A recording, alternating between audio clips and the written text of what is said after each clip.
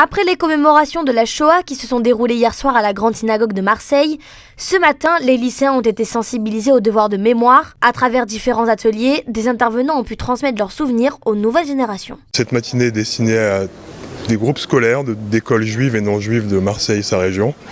Et l'objectif, c'est de leur enseigner l'histoire de la Shoah au travers d'intervenants différents, à savoir des enfants cachés, des anciens déportés, le responsable du camp d'Émile, un responsable de la LICRA, bref, un florilège d'informations regroupant donc tout ce qui peut toucher à la Shoah et à l'histoire de la déportation à l'époque de la Deuxième Guerre mondiale.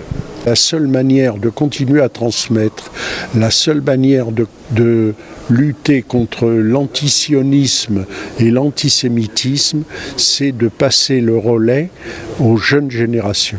C'est la seule manière, parce que nous sommes appelés à disparaître. Les survivants des camps, il n'y en a plus énormément. Nous sommes des enfants de déportés ou des enfants cachés et nous ne sommes pas éternels.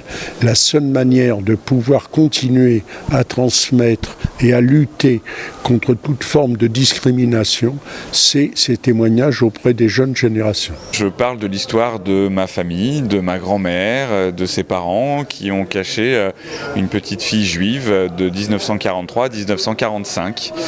Donc j'explique l'histoire de cette famille et des relations qu'elles ont eues pendant 2 ans et en fait toute leur vie durant et les relations qui se créent au travers de ça, dans une époque où on parle beaucoup de crimes contre l'humanité. Et il y a aussi dans ces périodes troubles des gens qui ont fait preuve de beaucoup d'amour et de beaucoup de courage. C'est ça que je raconte.